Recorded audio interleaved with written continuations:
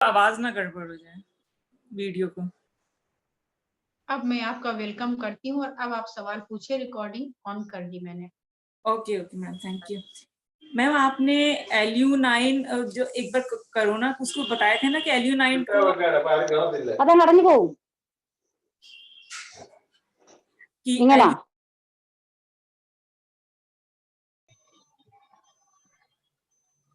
Ma'am आपने बताया था कि LU9 LU6 पे ब्लैक कलर को कोविड के लिए।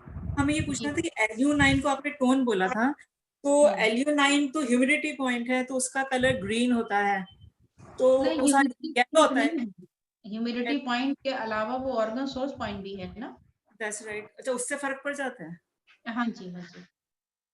ओके, तो मतलब तो black as a humidity point use नहीं किया, as a organ source point जो उसके फंक्शन होते हैं उसके बेसिस पर हमने यूज किया। हाँ जी, ठीक है। सेकंड क्वेश्चन है मैम, जैसे आपने सब एलिमेंट्स के कलर बताए थे, तो आपने सपोज मुझे ब्लू कलर बहुत पसंद है और मुझे ब्राउन कलर बिल्कुल पसंद नहीं है, तो क्या हम ये माने कि मेरी जो किडनी है वो थोड़ी वीक हो सकती है और लंग जो है वो एक्सेस है? ये भी माना जा सकता है।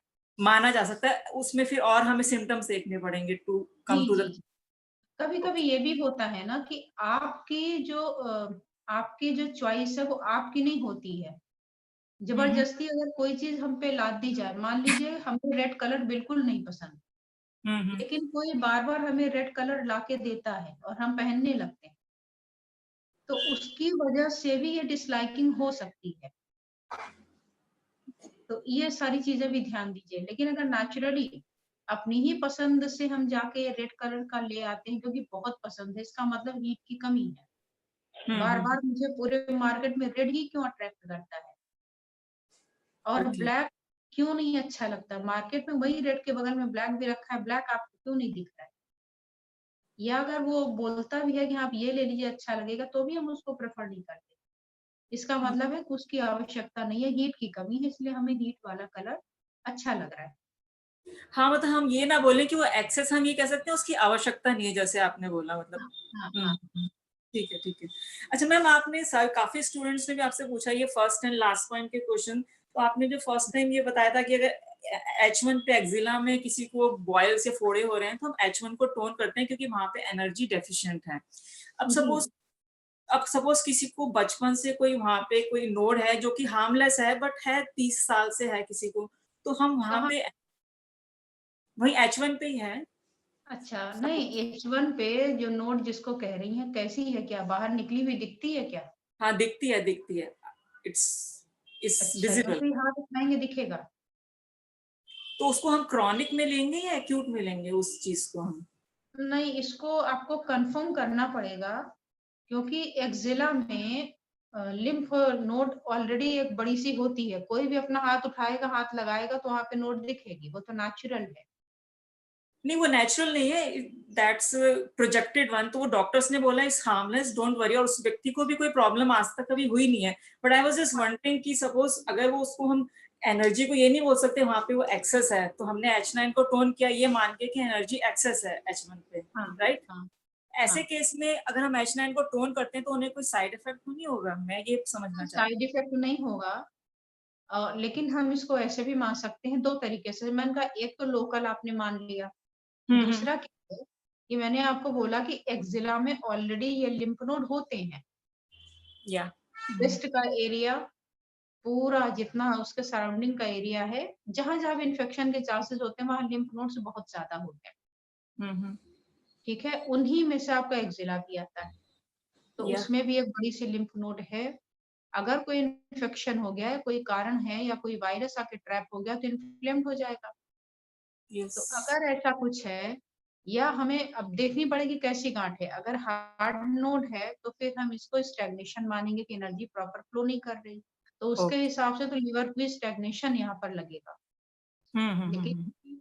यहाँ ये बेसिक क्लास है, लिवर को स्टैग्नेशन अगर हाँ, मैं मुंह से तो हम बोलूं डिस्कस नहीं करते, लेकिन मैम आपने एक्चुअली क्लास में मेमोरी के लिए भी H9 को टोन बताया था, तो हम एक्चुअली उस पॉइंट ऑफ व्यू से सोच रहे थे कि अगर सपोज एक मैडम ने भी क्लास में बोला था किसी सारे स्टूडेंट्स को उन्होंने H9 सपोज टोन करा दिया और किसी के H1 पे एनर्जी का कुछ डेफिशिएंसी ऐसा कुछ हो सकता है कि किसी को I मीन उसका उल्टा इफेक्ट हो जाए, क्योंकि ये तो जिंगल पॉइंट।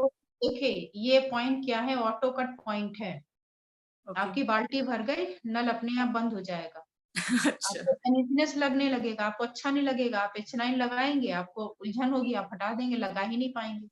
और नहीं मैंने मैं सबको बोला तो है, लेकिन क्या आप इसको श्योर कर पाएंगे कि जितने कैंडिडेट हैं हमारे इसमें 336 अराउंड हैं, तो क्या सबने ये पॉइंट लगाया ही होगा, नहीं लगाया होगा? लेकिन मैं स्टूडेंट्स को तो मैडम बोल देगी ना कि सब बच्चों को हम लगा रहे हैं, बच्चा जो है वो नहीं बोलेगा अपने से कि मुझे अनईजी लग रहा नहीं है या नहीं नहीं, बच्चा बोलता है, वो निकाल के हटा देगा। ओके। इतना ही छोटा बच्चा दांत से खींच के निकाल देता है कि उसको डिस्कम्फर्ट लग रहा है, वो नहीं करेगा। मतलब हम तो एक्चुअली ये वरीड हो रहे थे कि बच्चों को हाँ, लगाना कितना सेफ है H9 टोन। एकदम सेफ है और एकदम अच्छा है, लेकिन जिस बच्चे की ब्रेन शार्प है, उसको जबरदस्ती पॉइंट न लगाएं। यस। हाँ, क्योंकि हर माँ बाप अपने बच्चे को ना थोड़ा सा दूसरों से कंपेयर करके और उसको इंफीरियोरिटी की तरफ ले जाते हैं।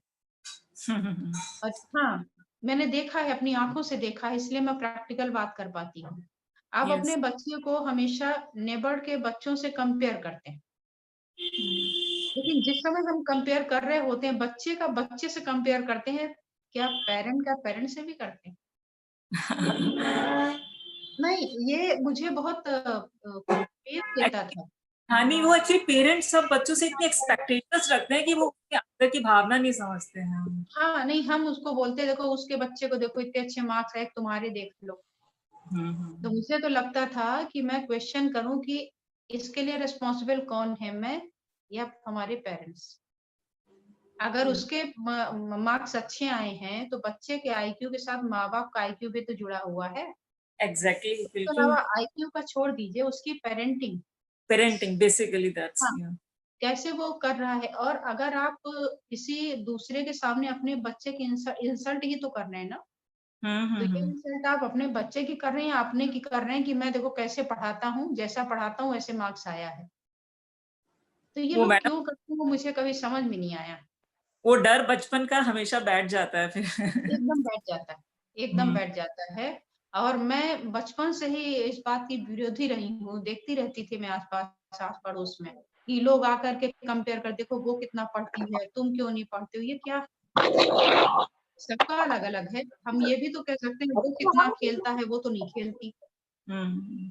हर एक मैं की अपनी क्वालिटी है ना, सॉरी। तो इसमें कभी कंपेयर जो हम करते हैं, इससे बच्चों का जो मानसिक विकास है वो बहुत अवरुद्ध होता है। अब एक हमारे यहाँ मैंने उस बच्चे को देखा, जब वो 10 साल 11 साल का था, तब से आता था।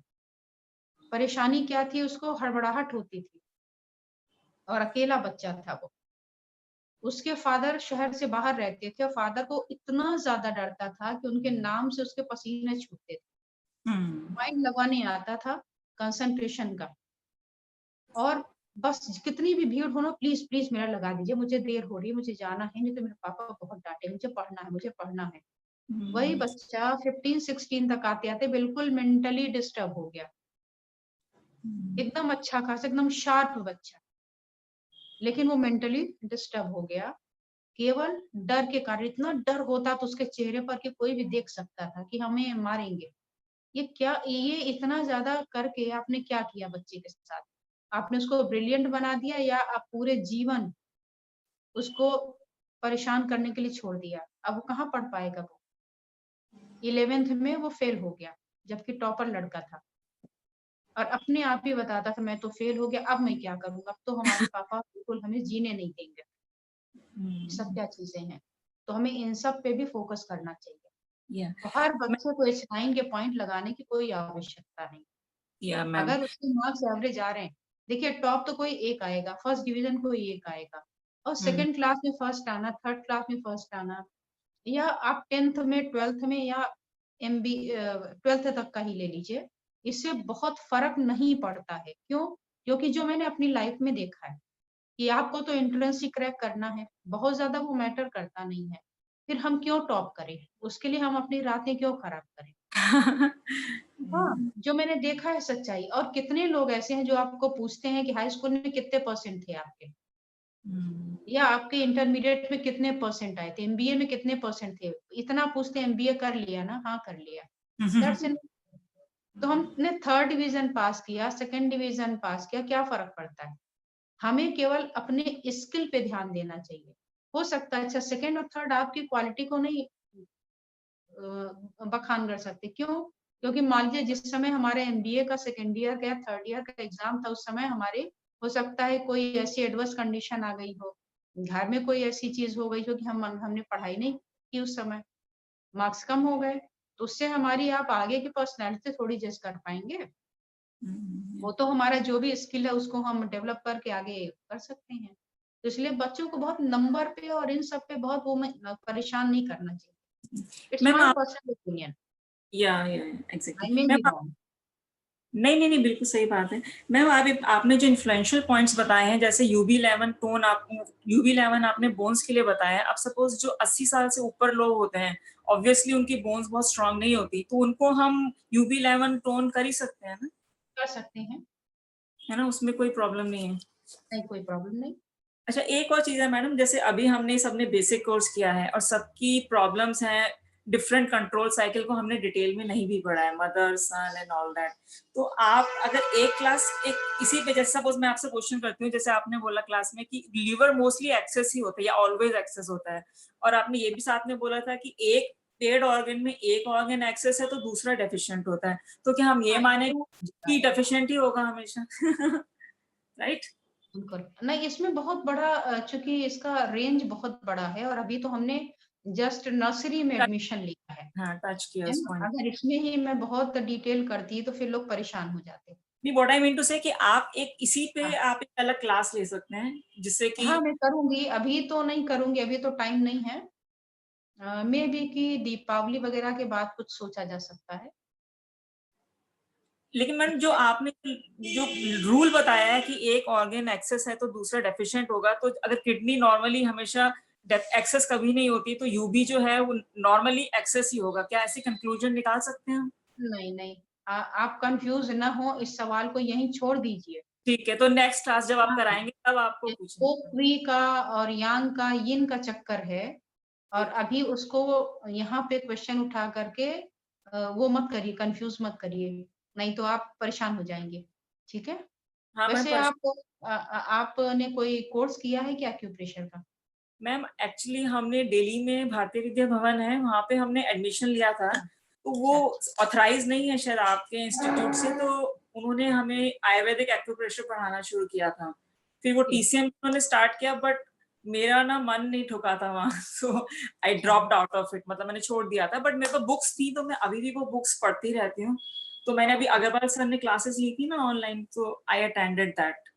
तो ओके, हाँ, तो I have lot of interest, तो इसलिए आपका तो मैं just like that I landed, I am not on Facebook, लेकिन आप हमें वहाँ पे एक तरह से अटेंड करना होगा, तो हमने इसको इनिशिएट किया इस चीज का। ठीक है, तो ये अभी क्वेश्चन यहीं पे छोड़ते हैं। बाद ओके, में कभी होगा तो इसको अलग से डिटेल हम कर सकते हैं या किसी कोर्स में करेंगे तो उसमें बताएँगे तो कन्फ्यूज़न क्लियर हो जाएगा। अभी बेसिक है ना तो इसमें फिर बाकी को भी और नहीं, लगेगा कि ये क्या है। ठीक है? Fine fine ma'am, okay, thank you so okay, much. Thank you so much. Okay. Next है रतन सिंह जी। आपका वीडियो ऑन है, अपना ऑडियो ऑन कर लीजिए, अनम्यूट कर लीजिए। जी, आप अपने क्वेश्चन पूछिए। अर्चना जी प्रणाम। नमस्कार जी, नमस्कार। प्रणाम कैसे प्रणाम। हैं? मैडम भी बगल में बैठ गई। एक के साथ एक फ्री वाला तो चक्कर नहीं है। ये एक कहने नहीं का नहीं, अटेंड नहीं किया, आज ही आई है मेरे पास में। नहीं हूँ ना कि एक के साथ एक फ्री कैसे आ गया? हम तो हमेशा साथ ही है, आपसे मुलाकात करने के लिए आई हैं, बोले आ जाओ। बिल्कुल, बिल्कुल। और अच्छा बढ़िया है। अच्छा, अकॉर्डिंग टू योर क्लासेस बहुत ही बेसिक क्वेश्चन ही पूछना पड़ेगा मुझे। हाँ, हाँ। तो वियोल मेरिडियन में हुँ।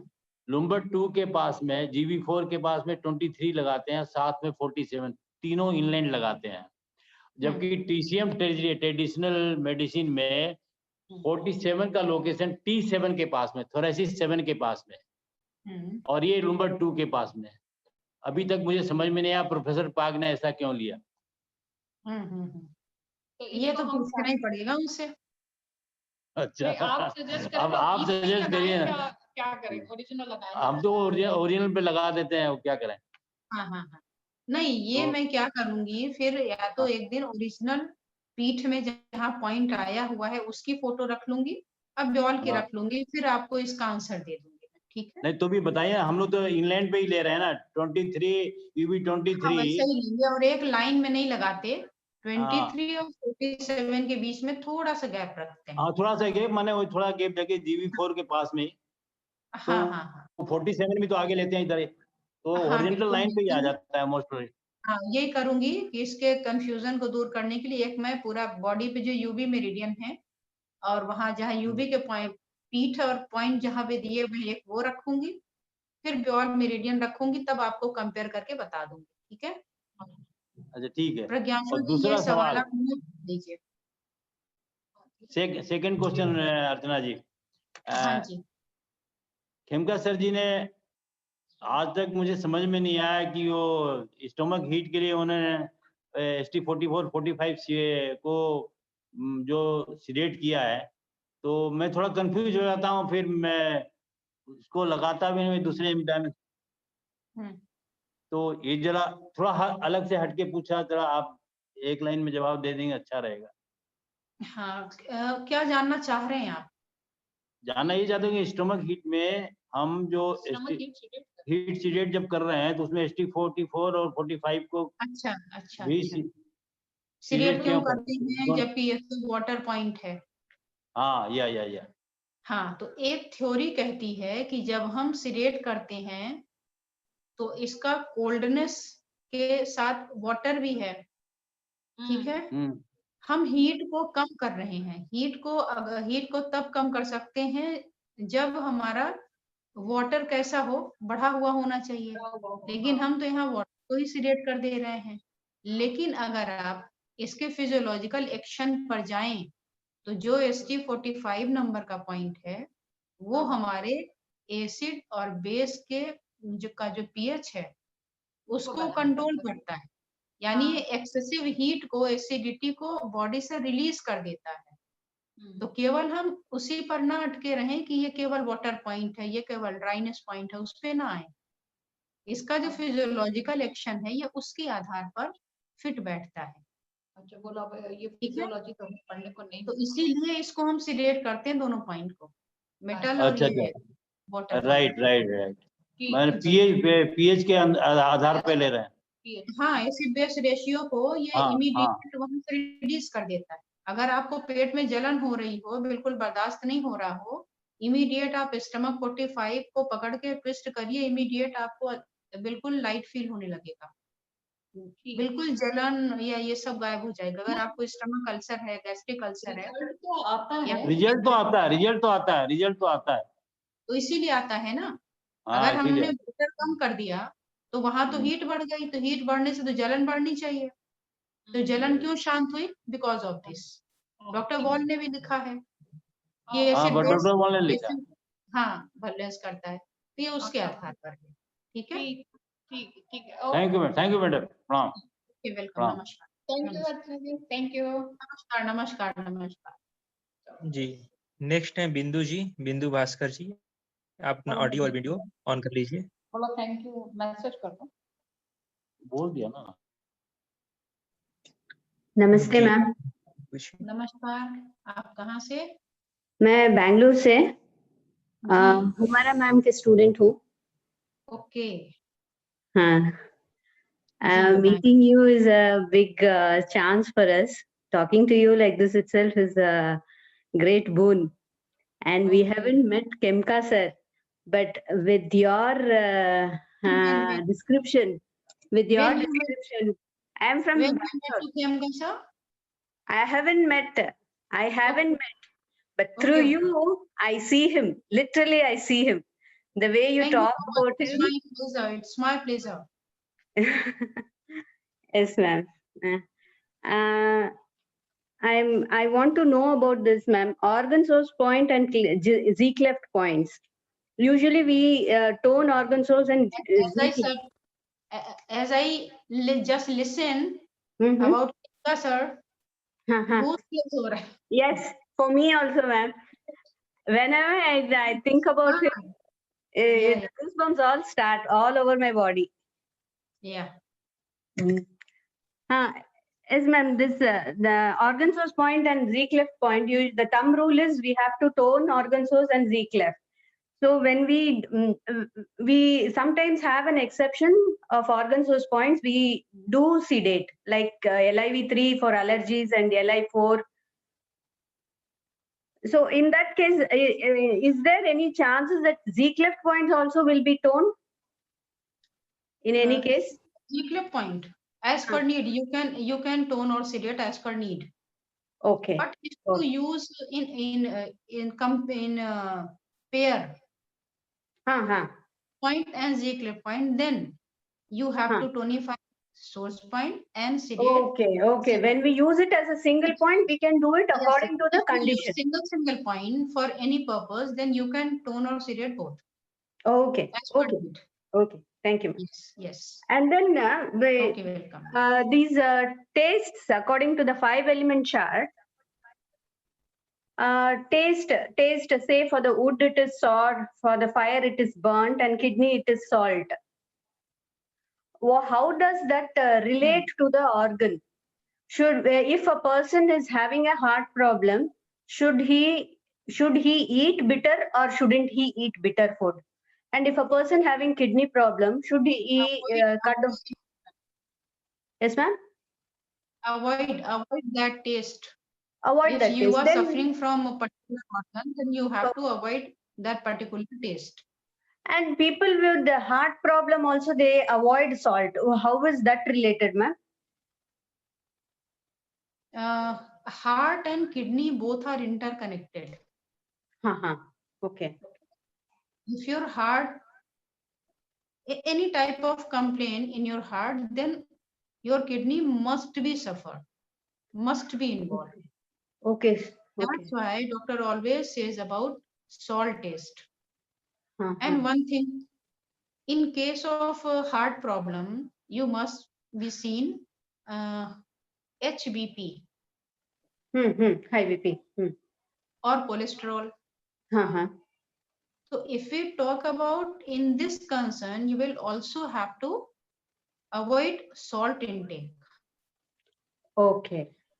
Yeah. Okay. So we have to avoid the taste of the related element of that organ.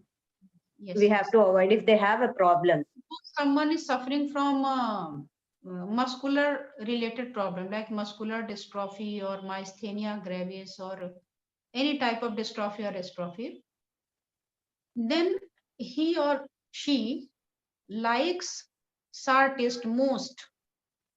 And if he or she takes the sour taste, then your muscular dystrophy or muscular atrophy worsens.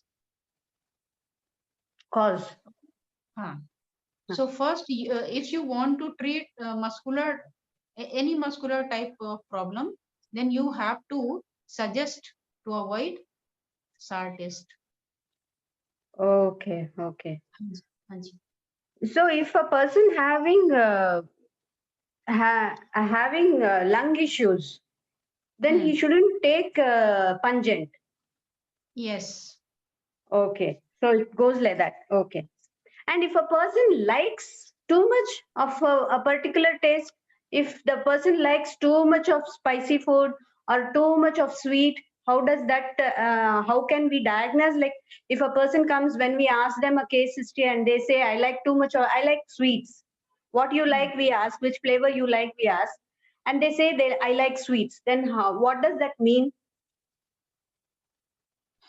You will have to discuss two things. Okay. One is if patients likes only, but doesn't take more.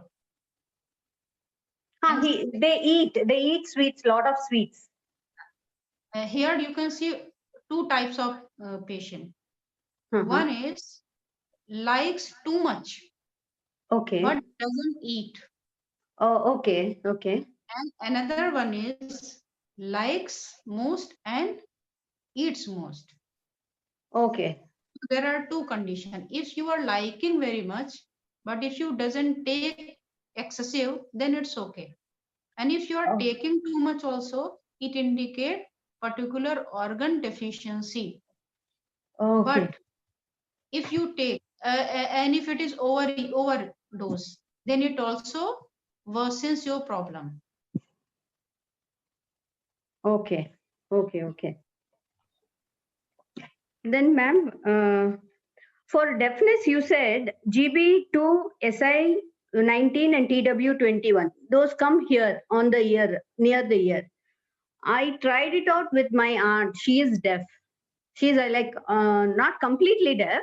She can hear. But I asked her to do it. I asked her to do the massage here. She's been doing it for past 1 week, but she hasn't had. She's not having any difference, she said. You will have to wait for. Okay. Yes, ma'am. Tell me, ma'am. Yeah. What is it, ma'am? What does that mean? I'm saying that you will have to wait for this.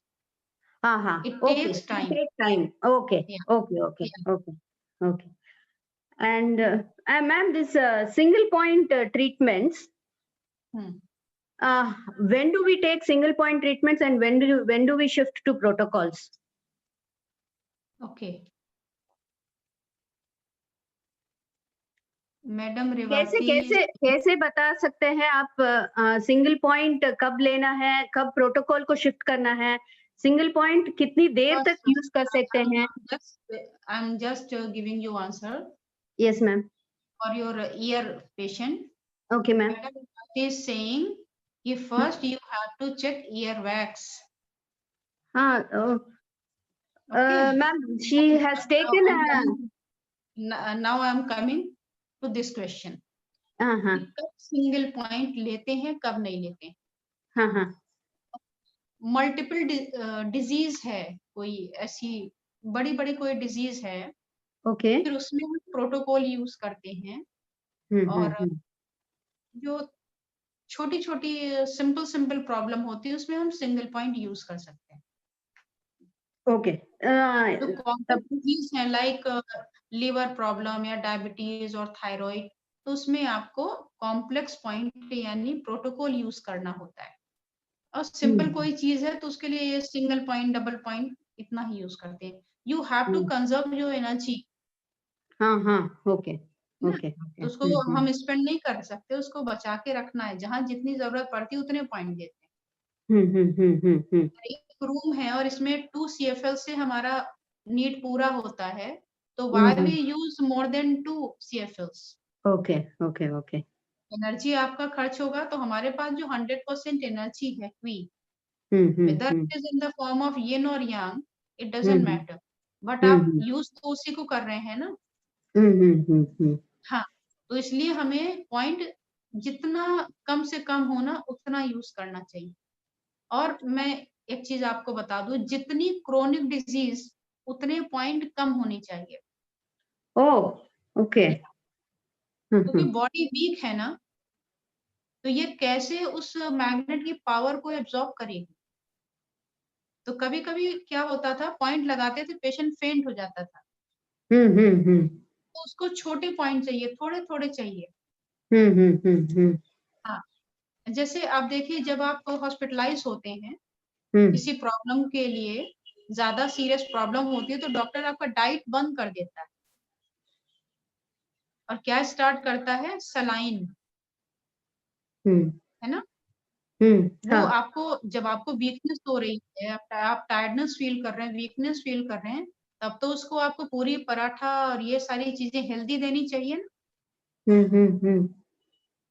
आप समझ रही हैं मैं क्या बोल रही हूँ? समझ रही हूँ मैम, समझ रही वो हूँ. नहीं देता है, वो स्टॉप कर देता है. है और सलाइन दे देता है। हम्म। सलाइन में क्या है, कुछ भी तो नहीं है, carbohydrate, protein, fat, mineral, vitamin कुछ भी नहीं है, केवल सोडियम है।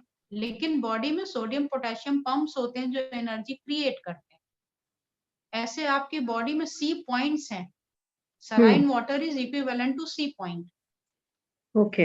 And sea water also contains salty saline water.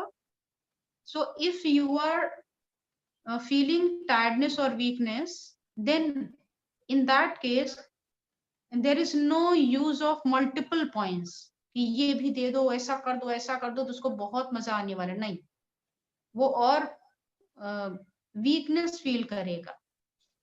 Okay. In that case you have to just apply C point. Saline Okay. Water मिल गया उसको, इलेक्ट्रोलाइट्स मिल गए, जो आप इलेक्ट्रॉल देते हैं ना, इलेक्ट्रोलाइट्स, वो उसको मिल गया, इमीडिएट वो रिवाइव कर गया।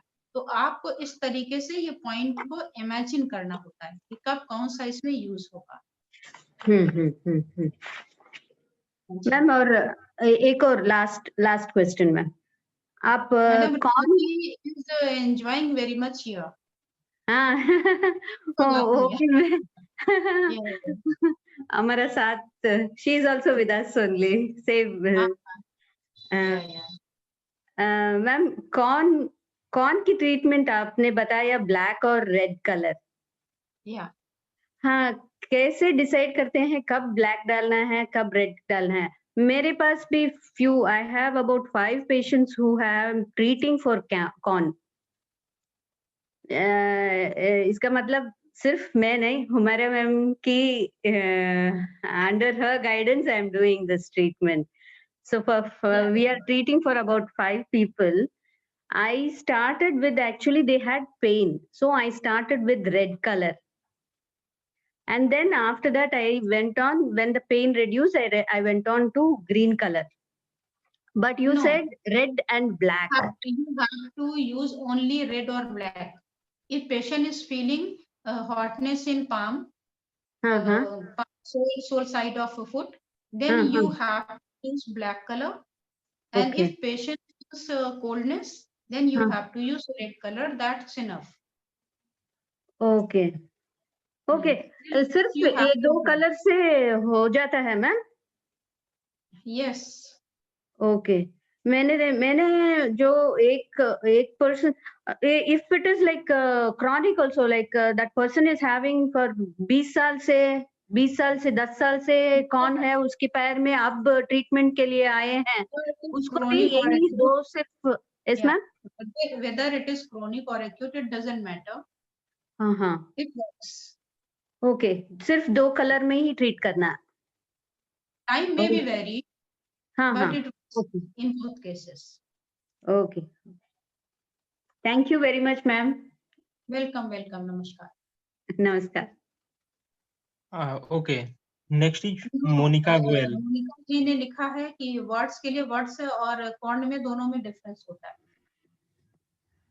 जी, मोनिका गोयल जी अपना ऑडियो और वीडियो ऑन कर लीजिए।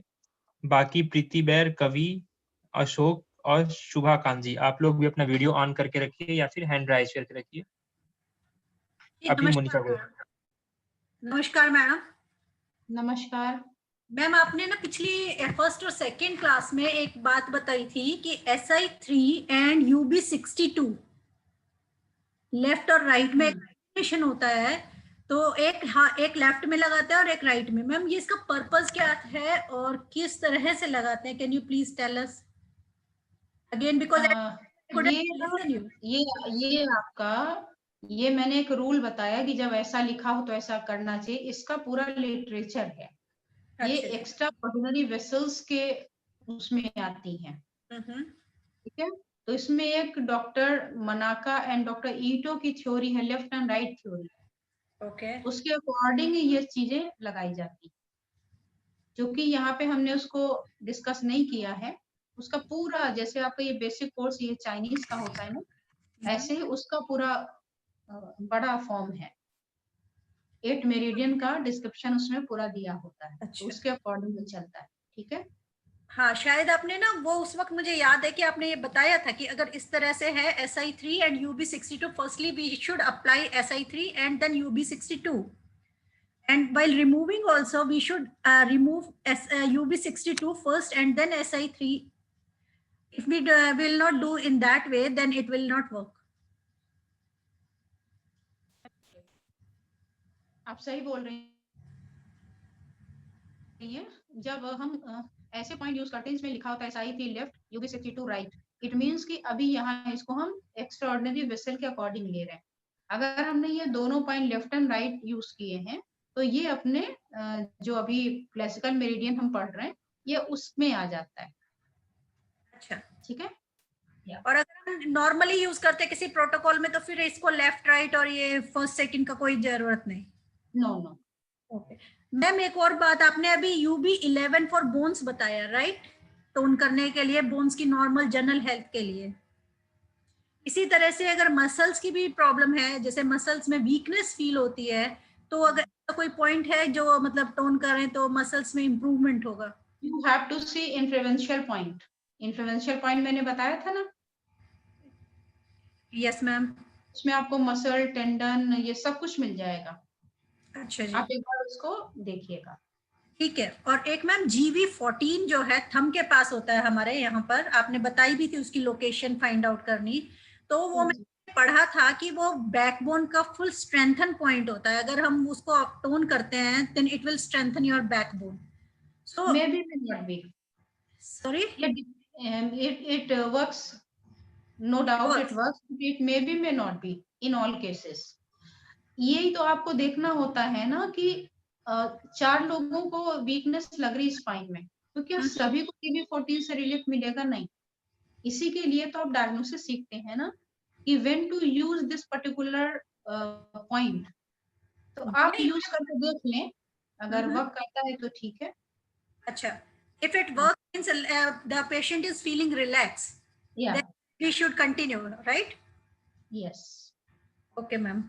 और एक आपने मैम, आप बीच में मैंने आपसे सेकेंड डे एक क्वेश्चन पूछा था, रादर फर्स्ट डे पूछा था की डेफिशिएंसी एंड की स्टेग्नेशन में क्या फर्क है और कैसे रिकॉग्नाइज किया जाएगा। आपने बोला कि ये क्वेश्चन आप थर्ड और फोर्थ डे पूछिएगा। डेफिशिएंसी मींस क्या हो गया? कम है। यस, तो ये तो आपको अंडरस्टूड हो गया। यस। कम होने पर क्या होती है? एनर्जी धीरे धीरे मूव करती है। राइट। अब धीरे धीरे वो और एनर्जी कम होती गई। अब क्या मूव कर पाएगी? आपको वीकनेस लग रही है पहले, लेकिन क्या है कि आप थोड़ा सा उठ के वॉशरूम तक जा पाते हैं। और ज्यादा वीकनेस आ गई तो आप बेड से भी नहीं उठ पाते। राइट। तो सेम थिंग यहाँ पर है। कितनी वीकनेस है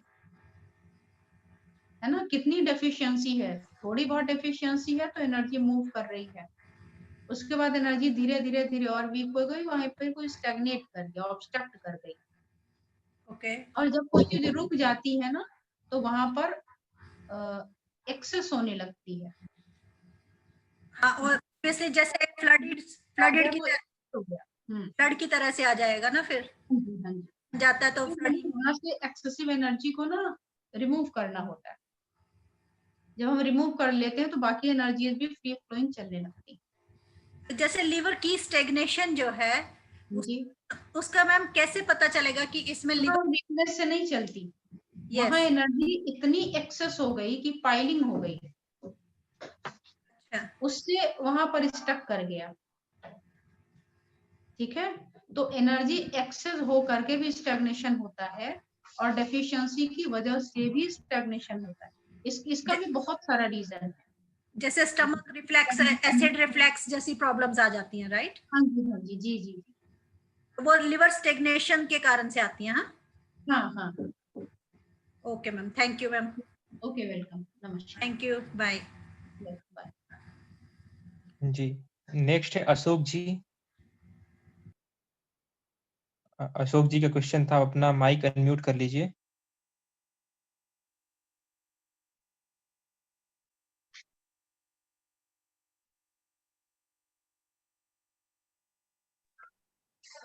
हेलो। हाँ जी मैडम नमस्कार। नमस्कार सर, नमस्कार। मैं अशोक शर्मा दिल्ली से बोल रहा हूँ। अच्छा, हाँ सर, याद आ गया, आपको देख लिया हमने। हाँ जी, हम्म। एक तो आपके दर्शन हो गए। अरे सर, मुझे भी आपके दर्शन हुए। आप लोग तो आशीर्वाद दिया करिए, बड़ी बड़ी बातें मत किया करिए। नहीं, गुरु को तो नमस्कार करना पड़ता है जी। नहीं सर, मैं आपसे छोटी हूँ, बस ब्लेसिंग दिया करिए। बताएं सर। ऐसा है, आपने बताया था कि किसी को अगर हार्ट अटैक के सिम्टम मिलते हैं हम्म। तो उसकी जो लिटिल फिंगर है उसके टिप पे इतनी जोर से दांत से काटो कि ब्लड निकल आए। हम्म। और अगर सीरिंज मिल जाए स्टरलाइज्ड तो ज्यादा अच्छा है। अगर वो ना मिले तो पिन से करना चाहें, हाँ जी। एनी पिन कोई भी मिल जाती है, हाँ या हाँ। जेब जेब में रख लेते हैं जो लेडीज लगाती हैं, जी जी उससे जी। कर दें, उससे ब्लड निकाल लें तो कोई नुकसान तो नहीं होगा। कोई नुकसान नहीं है, सेफ है। ठीक है।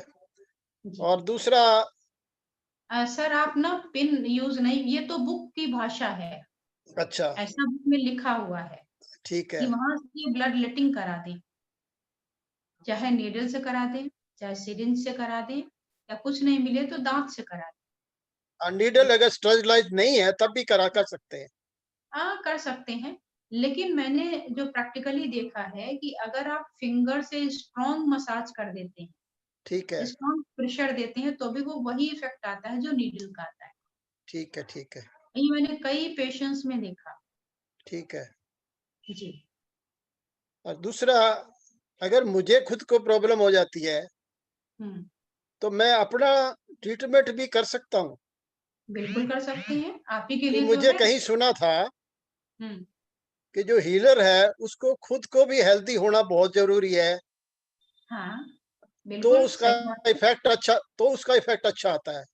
हाँ, क्योंकि क्या होता है सर कि ये पूरा एनर्जी पर वेस्ट है। हाँ जी, अगर आप बॉडी का डिसेक्शन करेंगे तो कोई लिवर मेरिडियन या हार्ट मेरिडियन ऐसा तो दिखता नहीं है। हाँ जी, लेकिन हमारा जो इंटेंशन है, इंट्यूशन है, हाँ जी, वो जितना अच्छा होगा, कहते हैं स्वस्थ तन में स्वस्थ मन होता है। ठीक है, अब हम बीमार हैं, हमें कोई प्रॉब्लम हो रही, कोई दर्द हो रहा है, सामने पेशेंट आया और हाँ सेम जी, पेन के बारे में वो आपसे क्वेश्चन कर रहा है, हम्म, तो आप पॉइंट लिखते जाते हैं और सोचते हैं मेरा तो ठीक हुआ नहीं, इसका क्या होगा। हो भी ठीक है, सकता है, नहीं भी हो सकता। तो एनर्जी वैसे ही कंफ्यूजिंग वे में ट्रेवल करती है अच्छा अच्छा, और फिर उसको आराम नहीं मिलता है। ठीक है, लेकिन जब आपने अगर उस पर ट्राई किया होता है हम्म, और कॉन्फिडेंट होते हैं, जैसे आपने हार्ट अटैक का बोला, तो मैंने चूंकि पेशेंट में देखा था तो मैंने इमीडिएट बोला कि ऐसा बुक में लिखा है। हाँ जी, लेकिन मैंने प्रैक्टिकली इसको प्रेशर से भी देखा है। अब प्रेशर वाला कहीं लिखा तो है नहीं बुक में, हाँ जी, लेकिन मैंने देखा। तो अगर ठीक कोई है, आता है और पूछता है कि कैसे ठीक होता है, तो मैं कॉन्फिडेंटली बोल सकती हूँ कि नहीं। ठीक है, क्यों ठीक बोल है, सकती हूँ? क्योंकि मैंने पहले देखा है। हाँ जी, तो ऐसे ही आप कोई भी चीज हाँ किसी जी, का करने जा रहे हैं, तो अगर अपने ऊपर उसको ट्राई कर लें, अपना ठीक कर लें, तो आप कर सकते हैं। जैसे ठीक है, आपने देखा होगा 2017 में मेरे फ्रैक्चर हुआ नी का। हाँ जी, हुआ था, ठीक हो अब मैं गया था। तो बड़ी खुश हो गई। हाँ जी, मेरे अहो भाग्य कि फ्रैक्चर का पॉइंट आज तक हम लोगों ने नहीं ट्राई किया।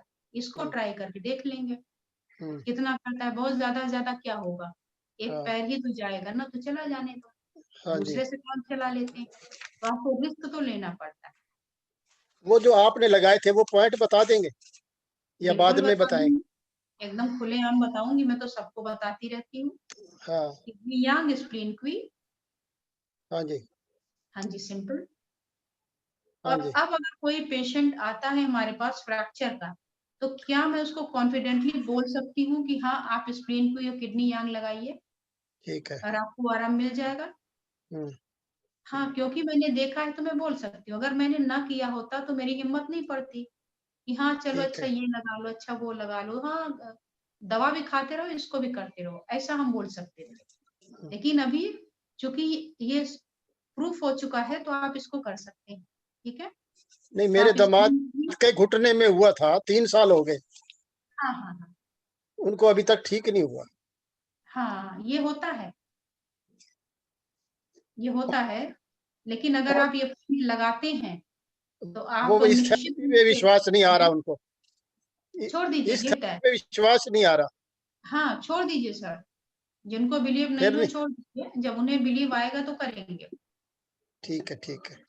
हाँ जी, थैंक यू बताएं। मैडम, वेलकम नमस्कार। सर, नमस्कार।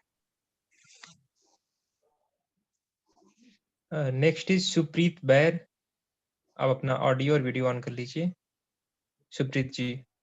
जी सर जी, नमस्ते मैम। नमस्कार।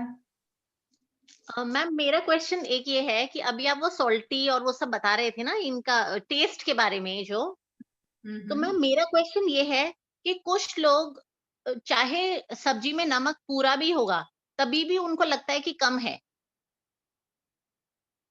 ये क्या शो करता है मैम? देखिए, ये इसमें भी दो चीजें आती है। एक तो ये आती है कि उनकी एज क्या है जिनकी बात आप कर रही? मैम 79-80। 79-80। तो इसमें बॉडी में वीकनेस आ जाती है, इलेक्ट्रिसिटी घटने लगती है, तो उनको इसकी जरूरत होती है इंटरनली, इसलिए वो डिमांड करते हैं। मैम वैसे वो हाई बीपी के भी पेशेंट हैं। हाँ, वही उसी पे मैं आ रही हूँ कि बॉडी की एनर्जी लीक करने लगती है, इसलिए उनकी डिमांड हो जाती है। दूसरे उनका वाटर इंटेक वगैरह भी कम हो जाता है। तो उनके अगर बीपी के पेशेंट हैं तब उनको सॉल्ट पे थोड़ा ध्यान देना होगा, अदरवाइज आप उनको लेने को बोल सकती हैं, सेफ है। ओके। हाँ। और मैम वो शुगर पेशेंट भी हैं लेकिन वो शुगर उनको, जैसे डायबिटिक पेशेंट जो होता है ना, बहुत मैंने देखा है कि वो उनको शुगर की इतनी क्रेविंग होती है कि वो घर वालों से छुप छुप के भी खाते रहते हैं। हाँ, वो तो होगी ना, क्योंकि देखिए क्या है कि आपने कोई चीज खरीदी और ले करके फ्रिज में रख दी, लेकिन मुझे नहीं दी। मेरे ही घर में मेरे फ्रिज में है लेकिन मुझे नहीं मिल रही, तो मैं क्या करूंगी? मैं चोरी छिपे जाके लूंगी। ऐसे जो ब्लड ग्लूकोज है डायबिटीज के केस में, हमारे टिश्यूज तक तो जा नहीं रहा है, वो हमारे ब्लड में ट्रेवल तो कर रहा है, कॉरिडोर में तो है, फ्रिज में तो है, लेकिन वो उन टिश्यूज को नहीं मिल रहा है, तो वो भूखों मरते होते हैं। उनको लगता है कुछ तो मिल जाए, कहीं से भी मिल जाए।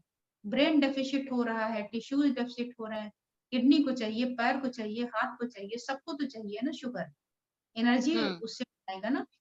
तो इसके लिए वो तड़पता रहता है, उसको लगता है जीभ में जब आ गया तो जीभ से कम एक रिफ्लेक्स उसके ब्रेन में जाता है कि yes, now I am satisfied.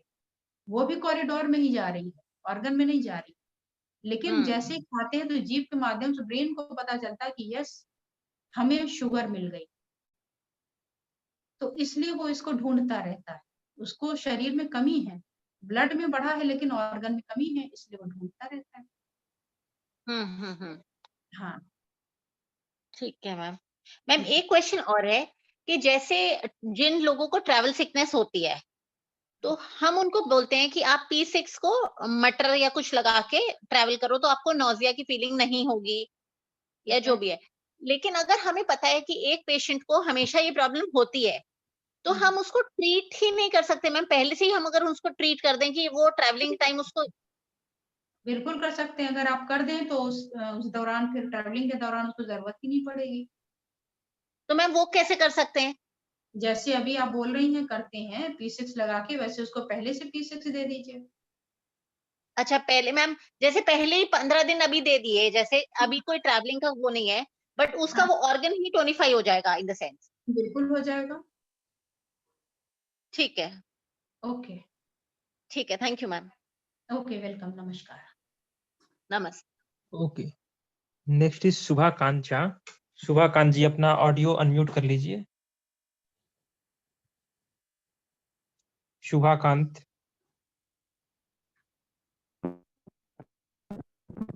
जी, एक नहीं, आपका आवाज नहीं आ रहा है। एक माइक का बटन होगा, मोबाइल पे आप टच कीजिए, एक माइक का बटन होगा, वो अभी क्लोज है, उसको आप ऑन कर लीजिए।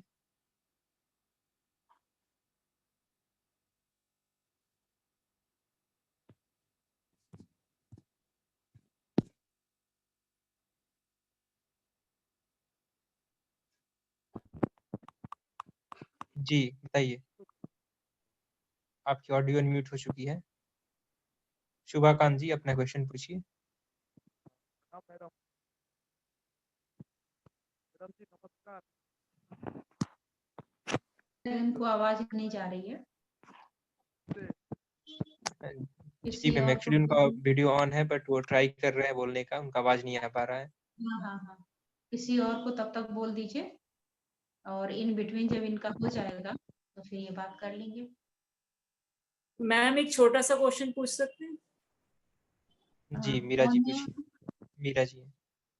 छोटे मोटे सवाल क्यों पूछती हैं? नहीं, एक्चुअली क्वेश्चन ये है कि जैसे हाँ। खेमका सर की जो बुक्स हैं हमारे पास, जैसे ईएवी की बुक है, तो उसमें डायबिटीज में PN3 को सिडेट लिखा है, और जो हमने अभी अग्रवाल सर की क्लासेस करी थी उन्होंने PN3 को टोन बताया था, तो जी, व्हाट इज राइट? मैं इसमें आंसर नहीं दूंगी। अच्छा। हाँ, जहाँ कंपेयर में आ जाता है ना, वहाँ मैं मौन हो जाती हूँ। नहीं, लेकिन मैम स्टूडेंट्स तो कंफ्यूज हो जाते हैं ना। हाँ, लेकिन फिर भी मैं आंसर नहीं दे पाऊंगी ना। तो मैं क्या मतलब हम मटरे खान है।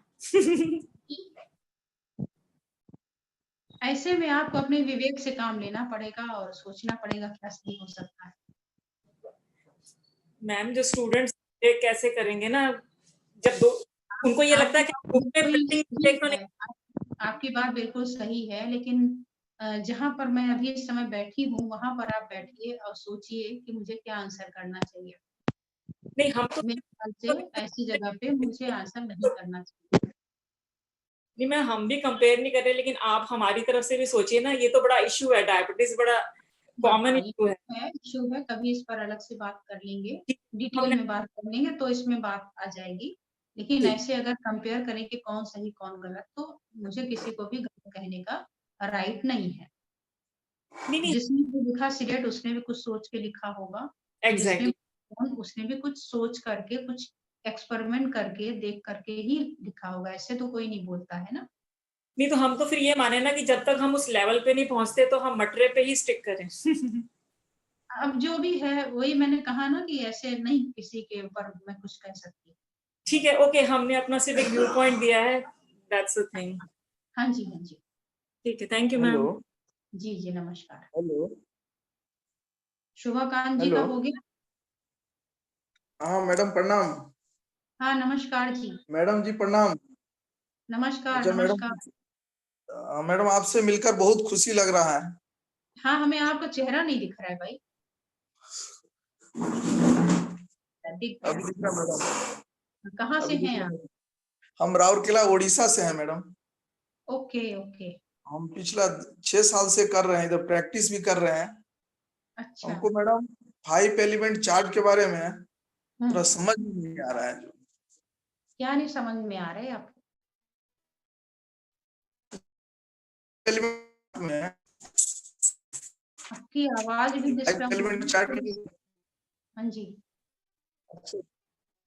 5 एलिमेंट चार्ट में मैडम वुड जो एन इन और ये जो energy season as life cycle जो दिया हुआ मैडम, ये क्या सिम्टम है? आपकी कैसे आवाज, समझें? नेट का कनेक्शन शायद पुअर है आज आपका, तो आवाज बहुत जी जी। क्लियर नहीं हो रही है, बीच में कट रही है। आप ऐसा कर लीजिए, आप कल जुड़िएगा, और प्रज्ञांशु जी आप इनका नाम नोट कर लें, इनको पहले मौका दीजिएगा। जी मैडम। ठीक है? Sorry ma'am. हाँ, आप इनका नाम नोट कर लीजिए, इनको कल पहले मौका दीजिएगा। आज इनकी आवाज क्लियर नहीं आ रही मेरे को। जी। हाँ। नेक्स्ट है बाबर अब्बास।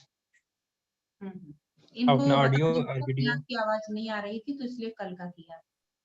जी बाबर जी, अपना ऑडियो और वीडियो ऑन कर लीजिए और क्लास रिलेटेड क्वेश्चन कीजिएगा।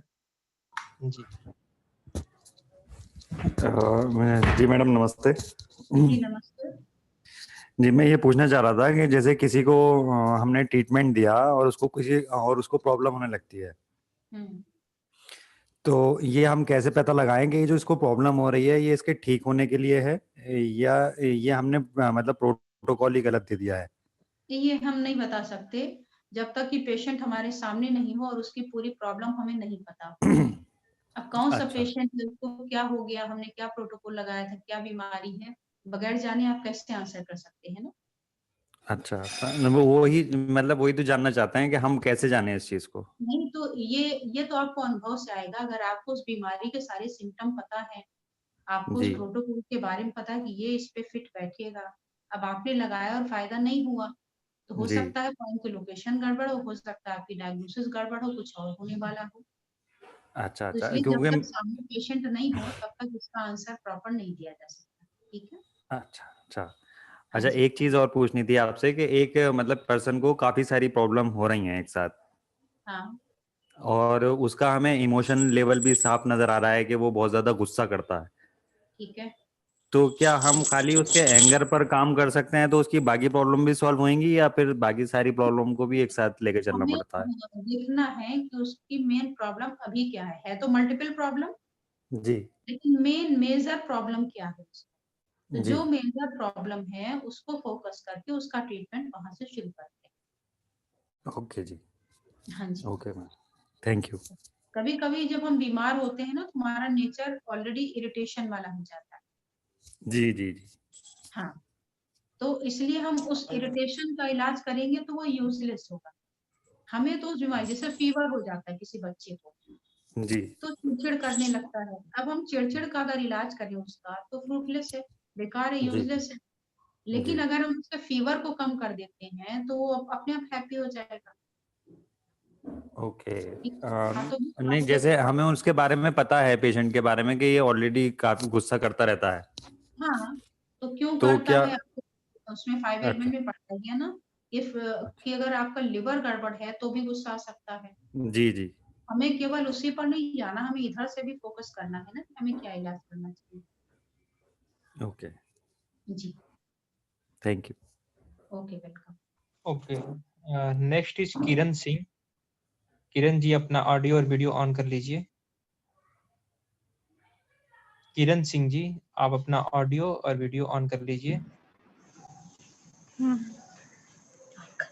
हाँ जी, नमस्कार। नमस्ते मैडम। नमस्कार, कहाँ से हैं आप? मैं गोवा से बात कर रही हूँ। ओके ओके, बताएं। तो मैं न्यू हूँ, अभी स्टार्ट किया है मैंने आपसे ही पहली बार।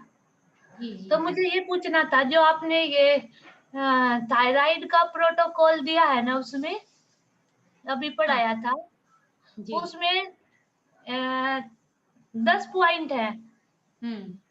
तो वो 10 पॉइंट इस हाथ पे और 10 पॉइंट इस हाथ पे 20 पॉइंट्स लगाने हैं। बिल्कुल लगाने हैं। 20 पॉइंट्स तो बहुत ज्यादा होते हैं ना? अच्छा। और बीमारी कितनी ज्यादा है? हाँ। कितनी ज्यादा है ना? और जो आपने ऐसे बताया था एक बार, एक स्टोरी सुना के कि कौन सा पहले लगाना है, कौन सा बाद में लगाना है, ऐसा भी कुछ है? नहीं, इसमें ऐसा कुछ नहीं है। जो आपने अगर point प्रोटोकॉल दिया है, हाँ, आप अगर वो आपके पॉइंट कौन भी नंबर पहले बाद में लगाए? हाँ जी नहीं, अगर आपके पॉइंट लेफ्ट एंड राइट लिखे हुए हैं ना तो उस फिर पे उसमें लेफ्ट एंड राइट तो कुछ नहीं लिखा हुआ। कुछ भी नहीं लिखा है ना, लेफ्ट भी नहीं लिखा, राइट भी नहीं लिखा है ना, तो इसका मतलब है कि दोनों में लगेगा। ओके, ठीक है। और 10 ये जो आपकी थायराइड है ना, उसके मुकाबले में ये जो 10 पॉइंट्स है ये बहुत कम है। अच्छा।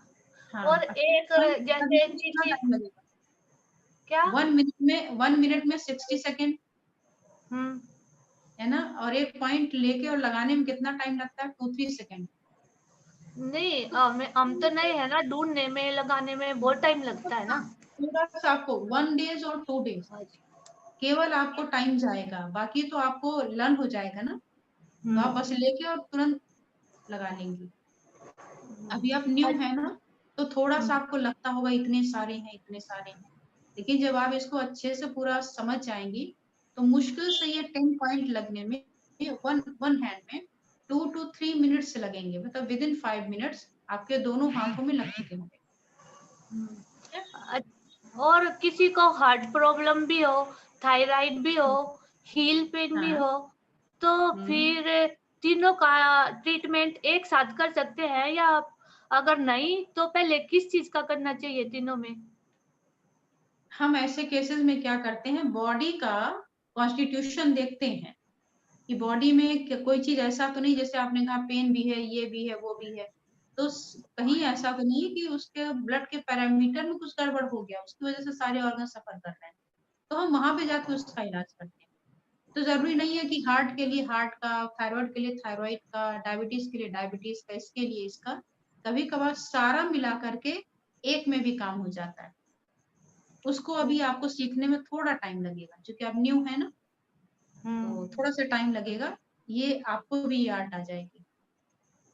ठीक है, ठीक है, thank you madam. Okay, welcome, नमस्कार। Thank you. प्रत्यांशु जी, आज का टाइम तो जी हो मैम। गया है, जी मैम।